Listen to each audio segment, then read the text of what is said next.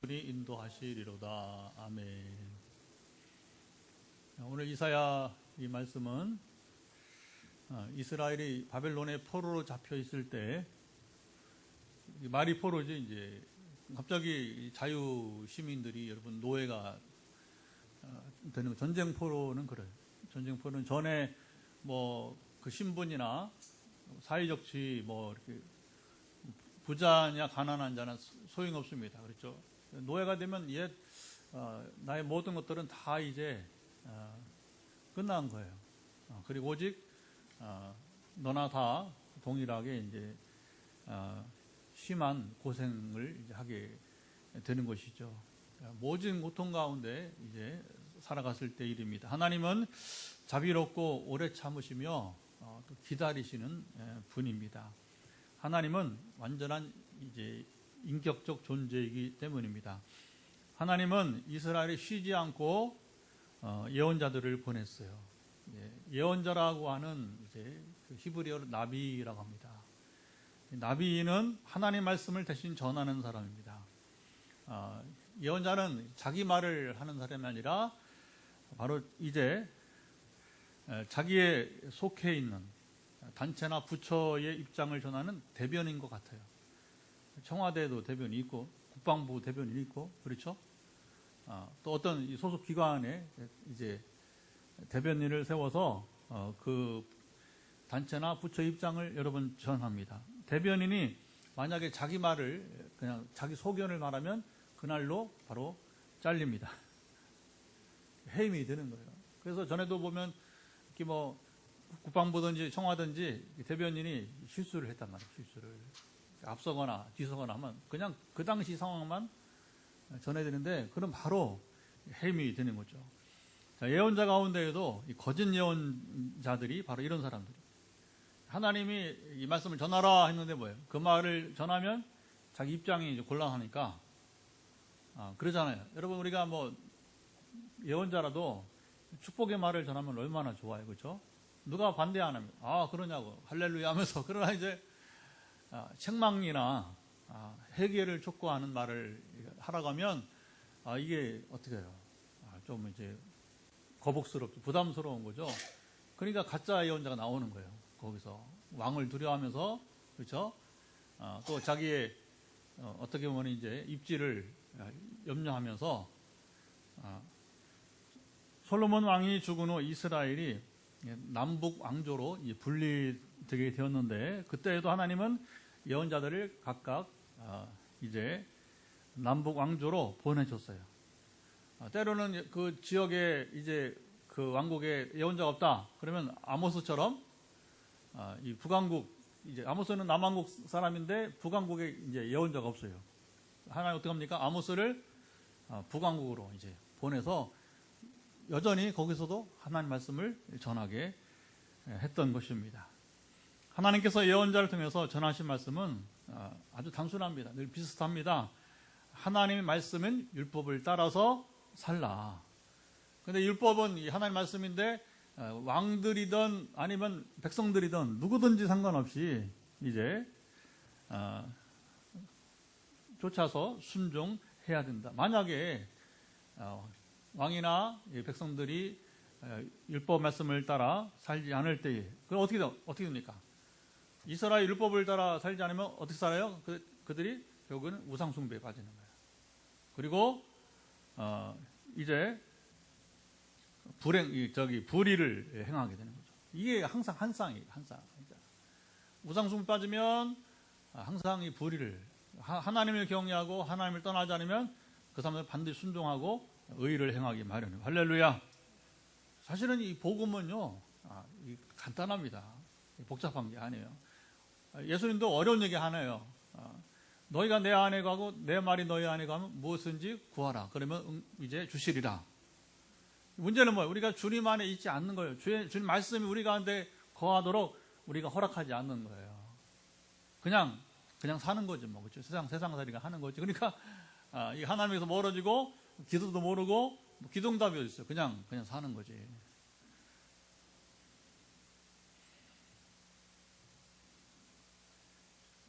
이렇게 이스라엘 율법을 떠나서 순종하지 않을 때에 우상 숭배와 불의를 행하는 거라고 했죠. 이제 경고의 메시지를 하나님께서 예언자를 통해서 주셨어요. 경고는 하나님께서 끝내 너희가 돌이키지 않고 회개하지 않으면 이 남북 왕조를 멸망시키고 땅은 황폐화 될 것이다. 하나님은 오래 참고 기다리시지만 이스라엘이 끝내 순종하지 않고 이제 듣지 않으면 심판하십니다. 북이스라엘 왕국에는 단 한 명의 왕도 하나님 명령을 따라 순종하지 않았어요. 자, 이것도 참 신기한 경우입니다. 여로보암부터 해서 마지막 호세아 왕까지 209년 동안 19명이 왕이 통치를 했어요. 그러니까 이게 문제가 있는 거죠. 한 왕이 길어야 10년밖에 안 되는 거예요. 10년. 어떤 경우는 그냥 몇 개월.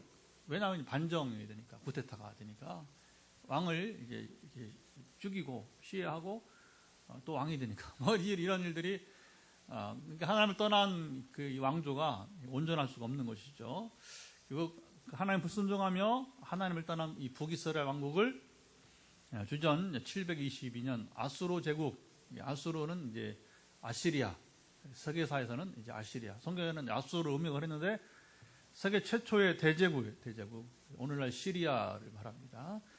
통해서 이제 북이스라엘 왕국을 멸망시키셨습니다.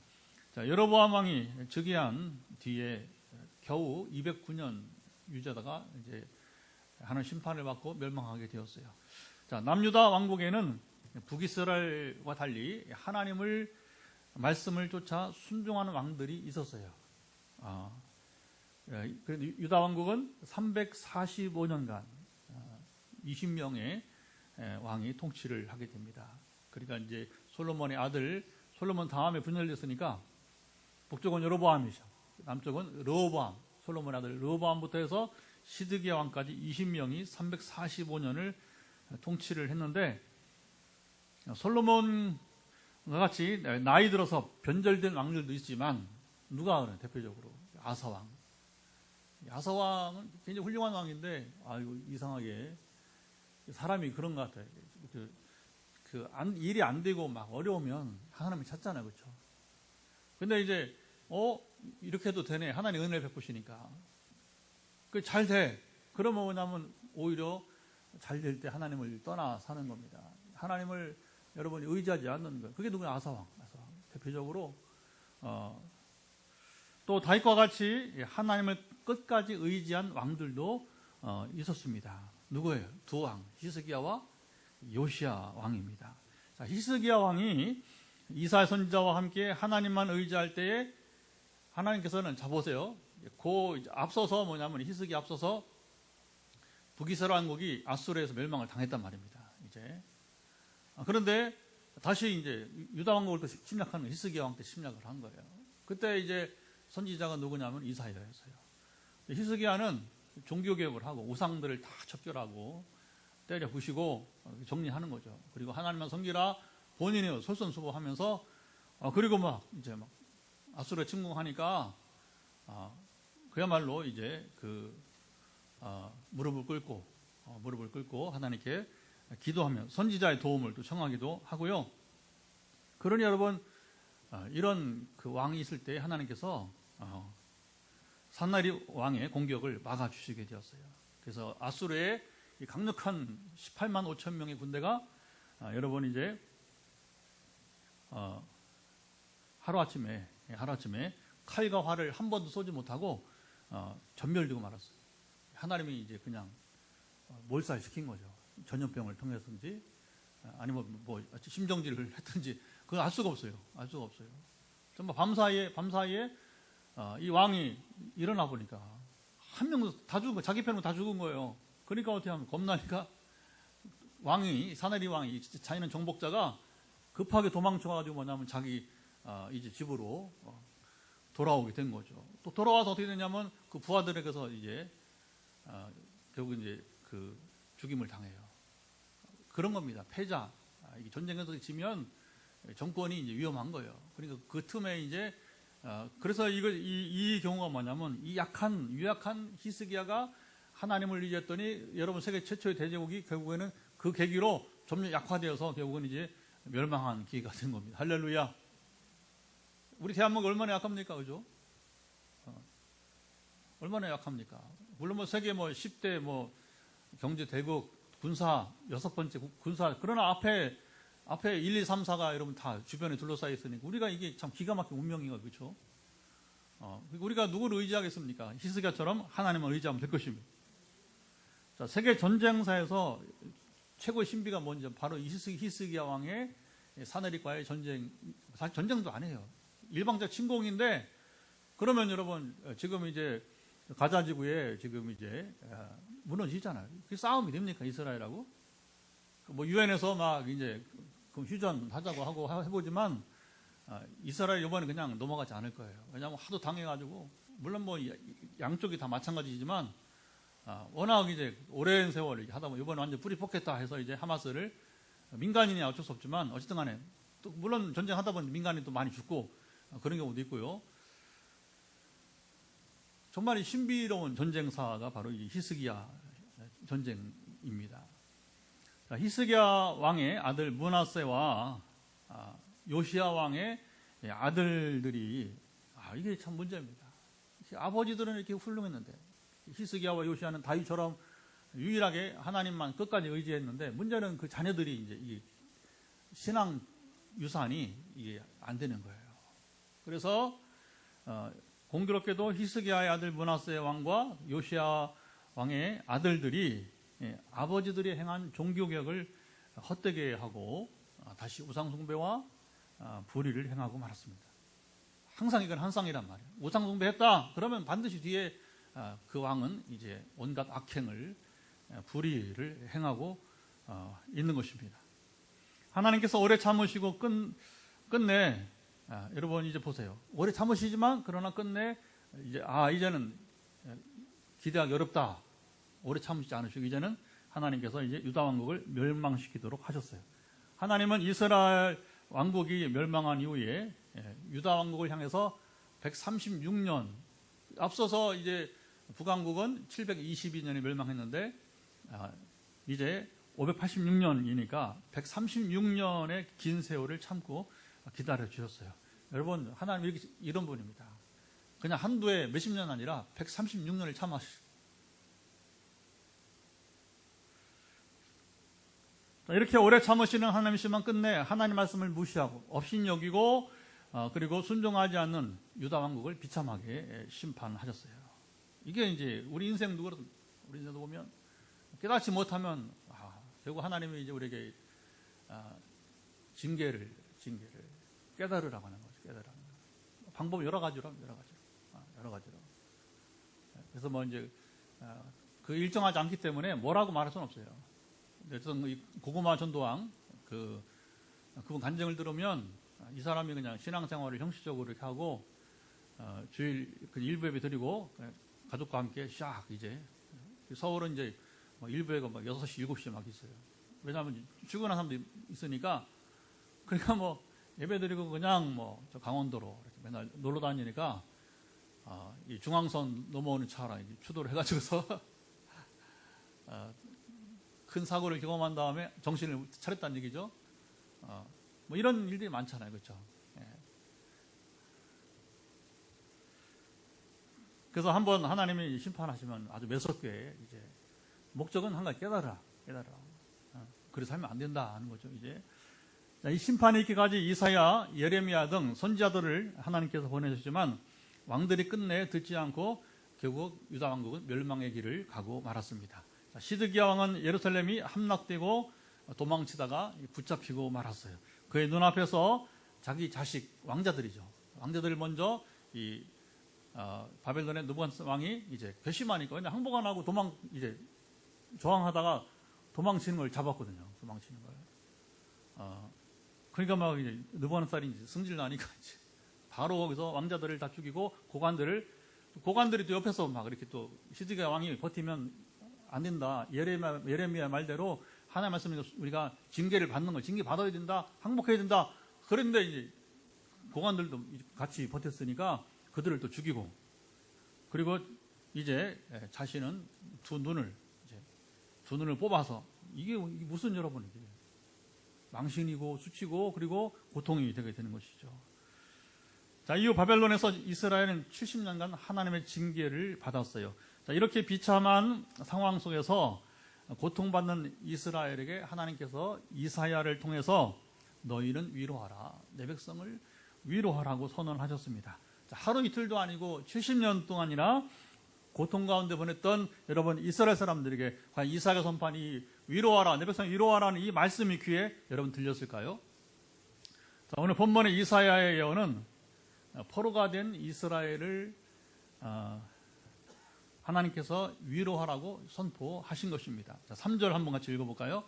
3절 보면 하나님께서 애치는 자의 소리여 이르되 너희는 광야에서 여호와의 길을 예비하라, 사막에서 우리 하나님의 대로를 평탄하게 하라 선언했습니다. 여러분, 포로에서 고통당하는 이들을 향한 메시지 가운데 갑자기 하나님의 길, 주님의 길을 예비하라, 오늘 설교 제목이에요. 주님의 길을 예비하라, 이렇게 이어졌습니다. 이 대로라고 하는 것은 왕의 대로, 왕의 길, 킹스 하이웨이, 왕이 다니는 고속도로를 이제 말하게 된 것입니다. 왕이 가는 길입니다. 제가 군대에서 이제 80년대 이제 대학을 졸업하고 신대원 입학해는 군대에 가서 86년에 군대 갔는데, 군대에서 사령관이 이제 이렇게 사령관 투스타 별 2개, 그래서 이제 그 사령부에 여러 부대가 있어요. 흩어져 있죠. 한 군데 있지 않고.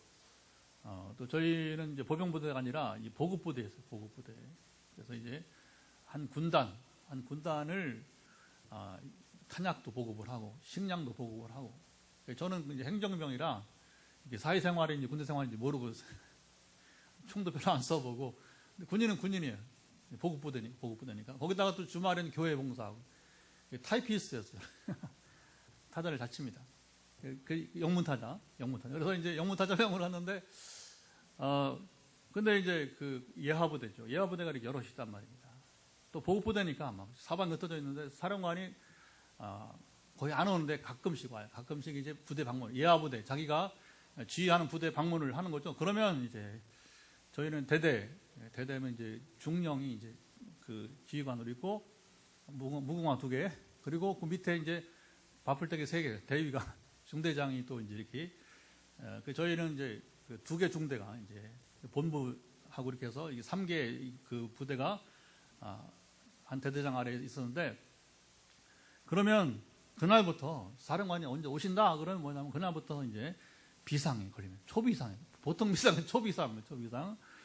그래서 이제 사령관이 오는 날짜를 보고서 대대장이 직접 진두지휘하면서 뭐냐면 이제 그 여러 가지 일을 합니다. 그 중에 뭐냐면 이제 비포장도로 같은 경우는 그 아주 이렇게 파여 있는 부분들은 뭐냐면 이제 흙을 메워요.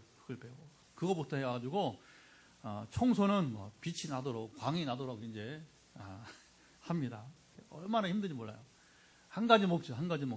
왜 그럴까요? 사령관의 지적을 받지 않으려고. 그러면 사령관이 누구한테 얘기하는 거예요? 대대장한테. 대장을 이렇게 쿡 찌르면서 얘기한다면, 그러면 얼마나 이렇게 마음이 상하니까 그게 누구한테 오냐면 우리 부대원들에게 그게 영향이 오는 거예요.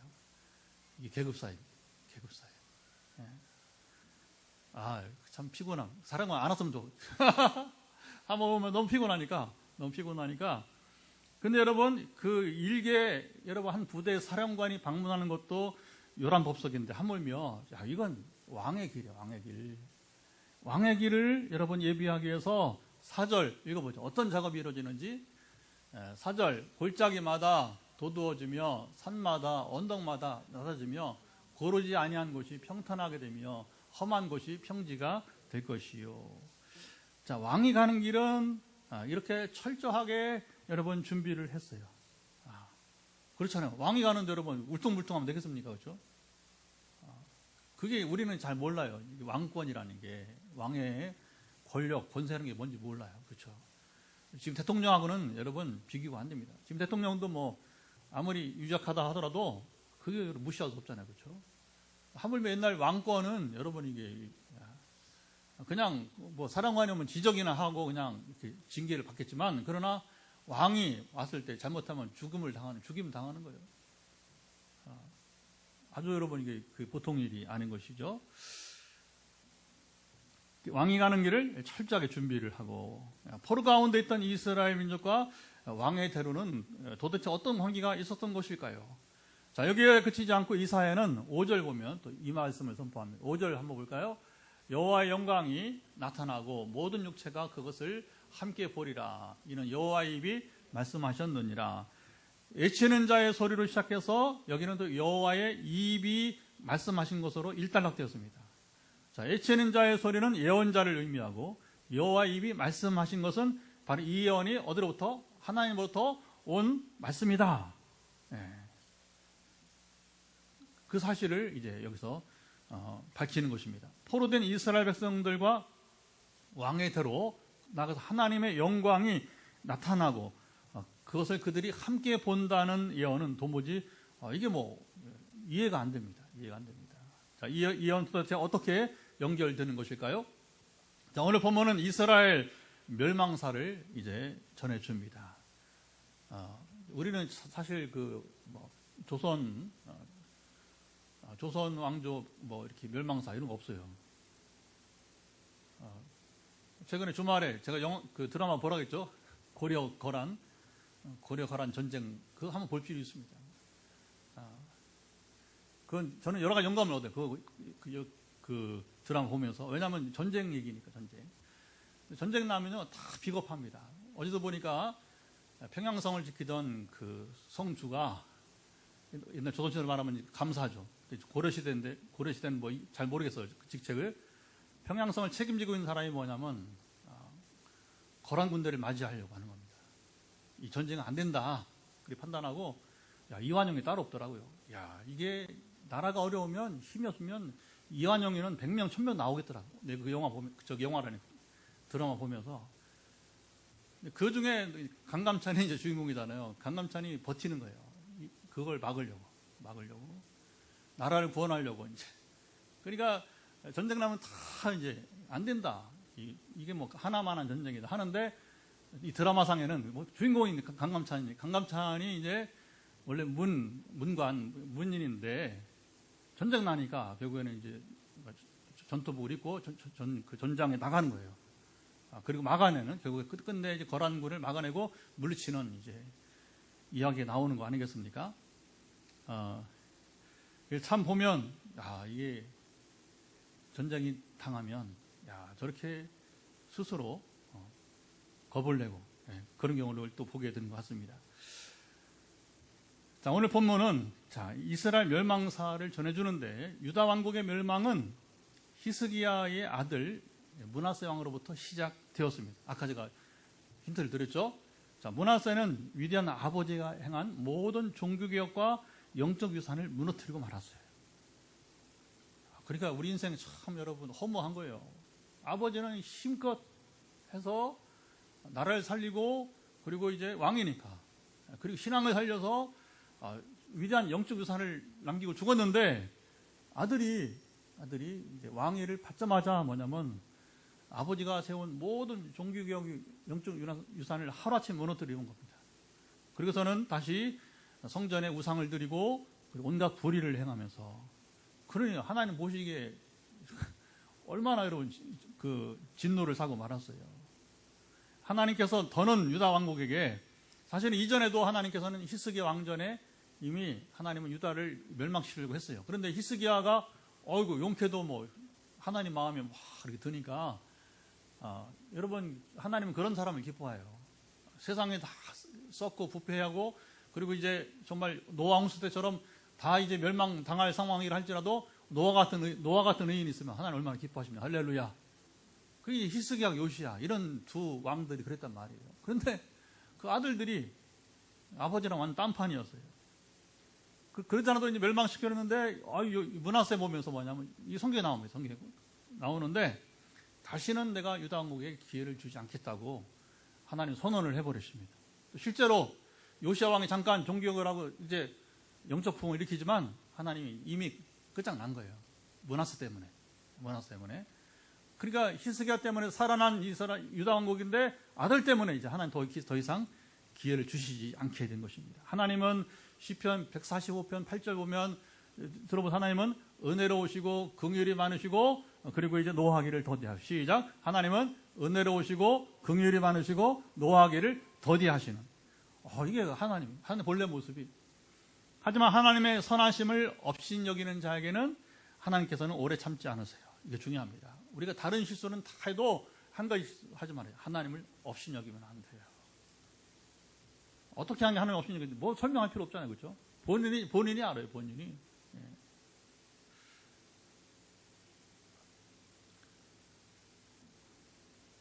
유다 왕국의 멸망은 이렇게 므낫세로부터 시작되었습니다.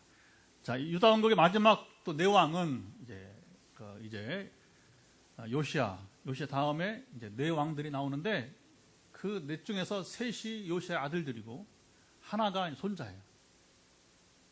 좀 독특한 이제 왕위가 이어집니다. 마지막 이제 자, 먼저 첫째 아들이랑 넷째 아들 여호아스가 아버지들을 위해서 왕이 되었는데 그는 아버지와 달리 또 하나님 앞에서 악을 행하게 되고 이게 참 기가 막힌 거죠. 그는 집권 3개월 만에 하나님 진노하시니까 애국 군대가 침략을 해서 이 여호아스를 붙잡아 갑니다. 그리고 요시야의 둘째 아들인 엘리야김을 왕으로 세우고 이름을 여호야김 왕이라 이렇게 부르게 되었어요. 여호야김은 또 얼마나 참 가관입니다. 하나님께서 이제 여호야김에게 말씀을 전해주는 겁니다. 예레미야가 부르고 이제 말을 하면 바룩 예레미 제자가 있어요. 바룩이 그걸 적어서 그리고 이제 뭐냐면 이제 왕에게 갖다 줬어요. 그러면 이제 거기 있으면 바룩이 이제 위험하니까 신하에게 주고 나온 거죠.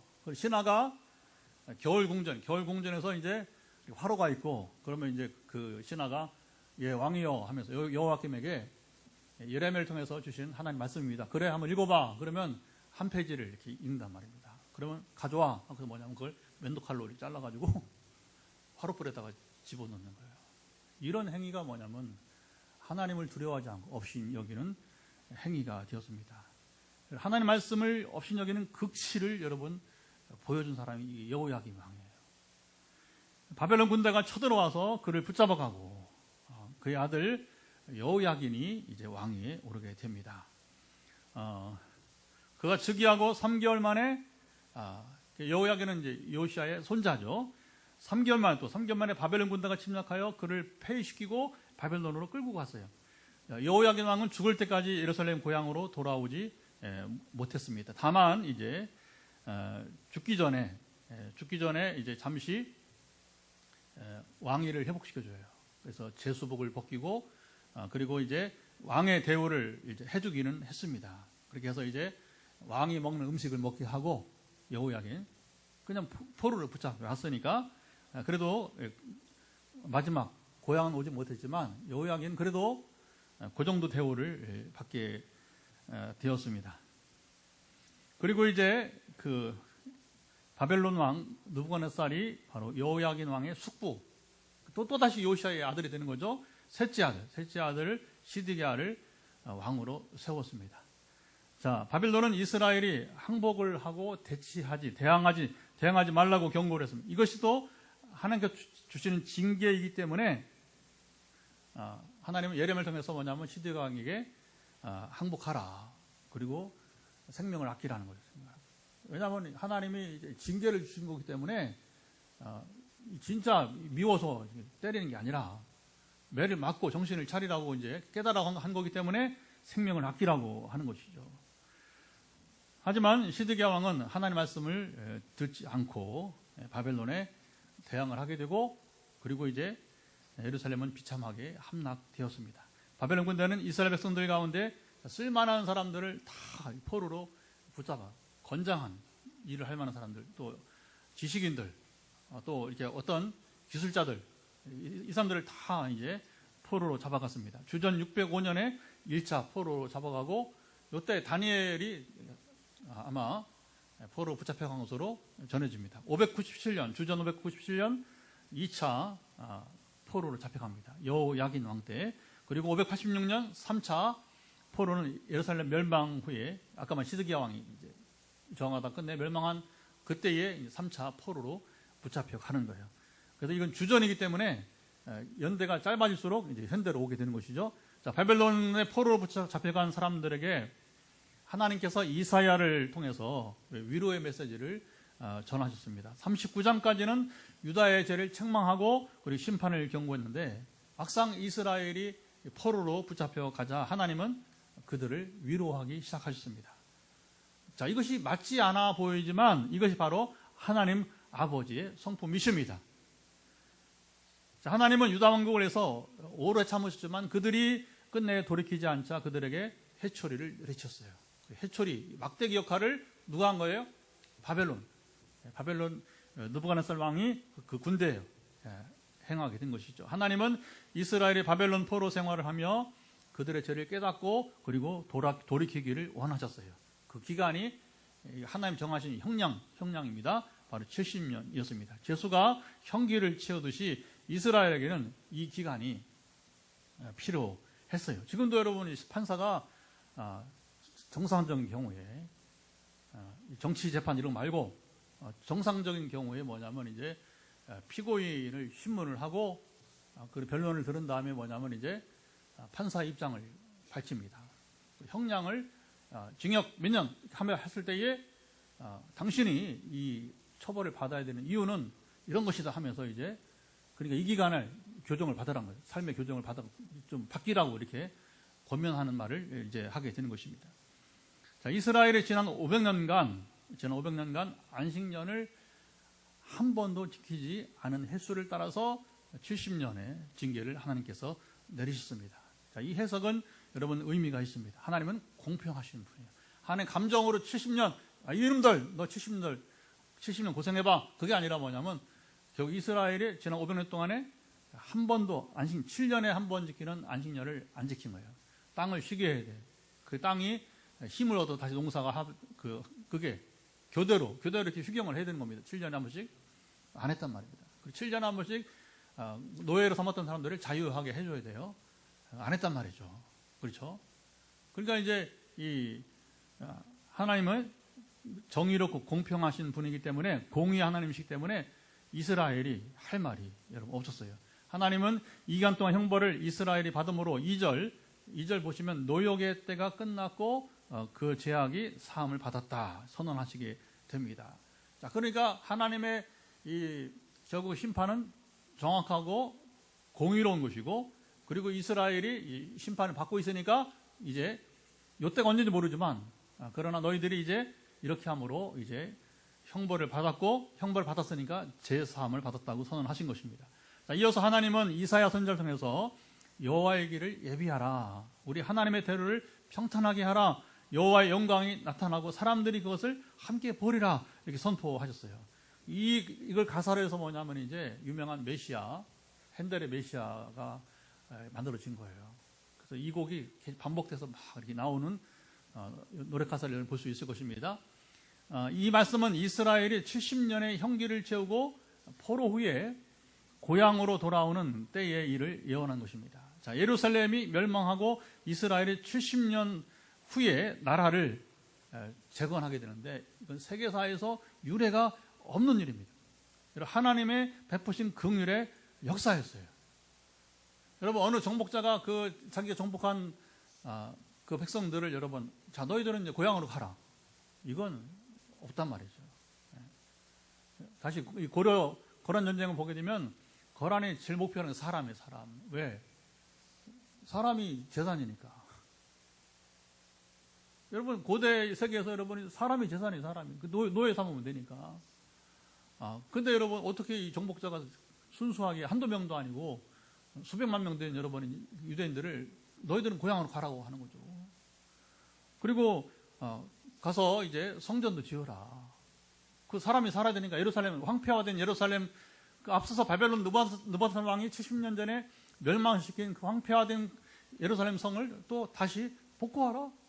그래서 여러분 이 페르시아 이제 바사 황제가 제정도 주면서 여러분 우리가 일본 관계 보세요. 일본 관계 얼마나 어려워, 그렇지? 뭐 제도 인정도 안 하지만 보상이 어디 있어? 그런데 이거 뭐 그 피해를 준 나라도 아닌데 앞서 다른 바벨론 제국이 침략해서 피해를 입혔는데 왜 바사 왕국이 전혀 그럴 이유가 없단 말입니다. 그런데 어떻게 하나님께서 긍휼을 베푸신 거예요? 어떻게? 바로 이제 바사의 고레스 황제의 마음을 하나님께서 여러분 움직이셨어요. 하나님은 이방 황제의 마음도 이스라엘 왕들만 아니라 이방 황제의 마음도 여러분 움직이십니다. 그렇게 해서 이게 뭐냐면 두려움이죠. 왜냐 갑자기 웬 시인이 나타나서 모르죠. 이제 고레스는 신이 나타나서 뭐냐면 이제 야, 너 내 백성 이스라엘을 보내라. 보내는 실제로 그리고 보내기만 하지 말고 성전도 좀 짓도록 도와라. 이렇게 그게 여러분 이제 원래 그런 겁니다. 이게 그런 하나님의 임재를 맞으면 여러분 사울도 보세요. 사울도 야, 그 당돌한 사울이 꼼짝 못하잖아요. 여러분 하나님 우습게 여기지 마세요. 절대 그런 분이 아닙니다.